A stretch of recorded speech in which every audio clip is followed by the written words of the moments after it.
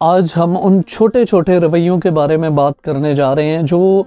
वालिदैन इख्तियार करते हैं और उनकी वजह से बच्चों की शख्सियत तबाह हो जाती है, उनकी पर्सनैलिटी बर्बाद होकर रह जाती है। उनमें सबसे अहम चीज़ जो है और पहली चीज़ जो है वो सवाल है। बच्चा जब भी आपके पास कोई सवाल लेकर आता है तो आप कोशिश करें कि ज़रूर उसका जवाब दें, बच्चे की बात को गौर से सुनें। बच्चे की बात को जब गौर से नहीं सुना जाता और उसके सवाल का उस बच्चे को जवाब नहीं दिया जाता तो इसका बच्चे की शख्सियत के ऊपर बहुत बुरा असर पड़ता है। क्योंकि बच्चा जो भी सवाल आपके पास लेकर आया है, पहले उस बच्चे ने उस सवाल के बारे में खूब अच्छे तरीके से सोचा है, उसका जवाब हासिल करने की कोशिश की है, लेकिन जब उसे उस सवाल का जवाब नहीं मिला उस सूरत में वो बच्चा आपके पास आया है और इसका जवाब चाहता है। अब अगर आप मसरूफ़ हैं और आप बच्चे को कहते हैं दिमाग ना चाटो मेरा, चले जाओ यहाँ से,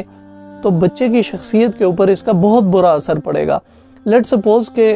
आप कुर्बानी कर रहे हैं, कुर्बानी का मौका है और कुर्बानी के मौके पे आप एक जानवर ख़रीद के लाए हैं और अब उस जानवर को ज़बह किया जा रहा है। तो अब इस मौके पे जो 3 दिन या 4 दिन बच्चा उस जानवर के साथ रहा है, बच्चे की उसके साथ मोहब्बत पैदा हो गई है। बच्चा नहीं चाह रहा कि इसको ज़बह किया जाए, लेकिन अल्लाह का ये हुक्म है, आपने ज़बह करना ही करना है क्योंकि आप लाए ही इसलिए हैं। अब आप बकरे को ज़बह करवा रहे हैं, ये करने जा रहे हैं और बच्चा पूछ रहा है कि पापा